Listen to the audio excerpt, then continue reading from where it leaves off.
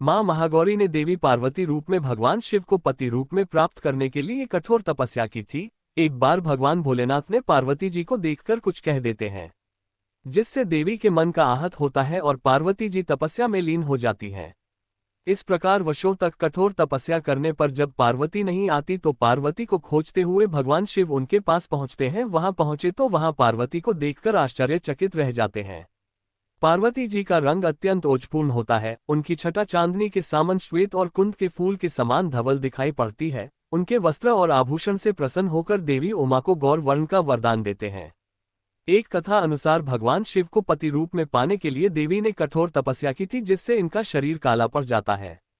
देवी की तपस्या से प्रसन्न होकर भगवान इन्हें स्वीकार करते हैं और शिव जी इनके शरीर को गंगा जल से धोते हैं। तब देवी विद्युत के समान अत्यंत कांतिमान गौर वर्ण की हो जाती है तथा तभी से इनका नाम गौरी पड़ा। महागौरी रूप में देवी करुणामयी, स्नेहमयी, शांत और मृदुल दिखती हैं। देवी के इस रूप की प्रार्थना करते हुए देव और ऋषिगण कहते हैं, सर्वमंगल मंगल्ये शिवे सर्वार्थ साधिके शरण्ये त्र्यंबके गौरी नारायणी नमोस्तुते।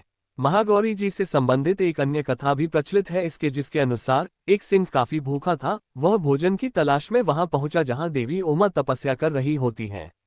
देवी को देखकर सिंह की भूख बढ़ गई, परंतु वह देवी के तपस्या से उठने का इंतजार करते हुए वहीं बैठ गया।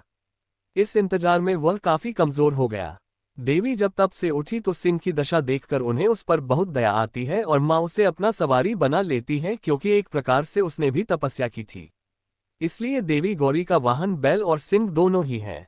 एक अन्य कथा के अनुसार दुर्गम दानव के अत्याचारों से संतप्त जब देवता भगवती शाकंभरी की शरण में आए तब माता ने त्रिलोकी को मुग्ध करने वाले महागौरी रूप का प्रादुर्भाव किया। यही माता महागौरी आसन लगाकर शिवालिक पर्वत के शिखर पर विराजमान हुई और शाकंभरी देवी के नाम से उक्त पर्वत पर उनका मंदिर बना हुआ है। ये वही स्थान है जहां देवी शाकंभरी ने महागौरी का रूप धारण किया था।